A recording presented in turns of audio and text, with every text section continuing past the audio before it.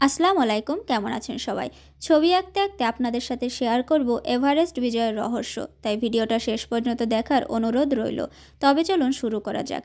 পৃথিবীর সবথেকে উঁচু পর্বত মাউন্ট এভারেস্টকে জয় করার চেষ্টা 1921 সাল থেকে শুরু হয়েছিল, কিন্তু তার চূড়া পর্যন্ত কেউ উঠতে পারে নাই, কারণ সেখানে পৌঁছাতে গেলে অনেক ভয়ঙ্কর আবহাওয়া ও পরিস্থিতির সম্মুখীন হতে হয়।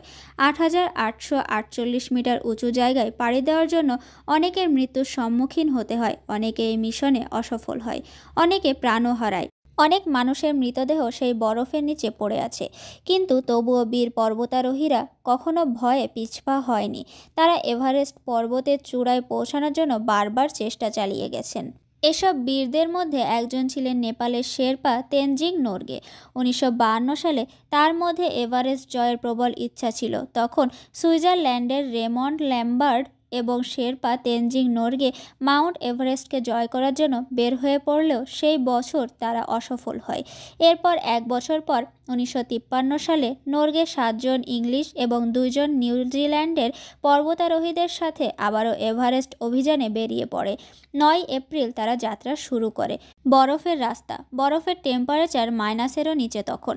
পাথরের এমন বড় বড় চাই যা যে কোনো মুহূর্তে ভেঙে পড়তে পারে। সেখানে তারা একের পর এক ক্যাম্প বানাতে বানাতে নিজেদের টার্গেটের দিকে আগাতে থাকে। প্রায় 20,000 ফুট ওপরে ওঠার পর একটা ছোট বরফের ক্র্যাককে পার করতে গিয়ে এডমান্ড হেলারির ওজনের কারণে বরফের পাথরটা খসে পড়ে। এডমান্ড ও তেনজিংয়ের টিম ধীরে ধীরে পর্বতের শিখরের দিকে আগাতে থাকে। শিখরের আগের শেষ চূড়াটাই সব থেকে ভয়ঙ্কর বলে মনে করা হয়, যেটা পার করতে গিয়ে অনেক মানুষ প্রাণ হারায়। 25শে মে সকালে তেনজিং এবং এডমান্ড পুনরায় নিজেদের অভিযান শুরু করেন। তখন তাপমাত্রা -27 ডিগ্রি ছিল। তারা প্রকৃতি এবং নিজের শরীরের সাথে লড়াই করতে করতে পা বাড়াতে থাকে। সকাল 9টায় তারা দক্ষিণ দিকে চূড়ার কাছে পৌঁছে যায়। তাদের কাছে পর্যাপ্ত অক্সিজেন ছিল না, যার সাহায্যে তারা তাদের অভিযান শেষ করতে পারে। তারা একের পর এক আসা প্রত্যেকটা সমস্যাকে পার করে এক এক পা করে শেষমেশ তেনজিং নোরগে এবং এডমান্ড হেলারির নাম ইতিহাসের পাতায় চিরকালের জন্য নথিভুক্ত হয়। সকাল 11টায় পৃথিবীর সবচেয়ে উঁচু পর্বত শৃঙ্গ 2,928 ফিট ওপরে পৌঁছায়। তখন তাদের খুশির সীমা ছিল না।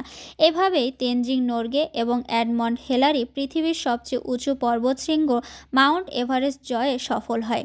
পৃথিবীর সবচেয়ে উঁচু পর্বতশৃঙ্গ মাউন্ট এভারেস্ট জয়ের প্রথম 2 বিজয়ী ছিলেন তেনজিং নোরগে এবং এডমন্ড হেলারি।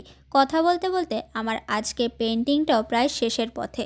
ফ্লাইল্যান্ড পেইন্টিং সোশ্যাল মিডিয়াতে অনেক দেখেছি, তাই আজ আমি ফ্লাইল্যান্ড পেইন্টিং করলাম। আপনাদের কাছে আজকে পেইন্টিংটা কেমন লাগলো অবশ্যই কমেন্টের মাধ্যমে জানাবেন। ভিডিওটা ভালো লাগলে আপনাদের পরিচিতদের মাঝে শেয়ার করতে পারেন। আজকে এ পর্যন্তই, ভালো থাকবেন সবাই।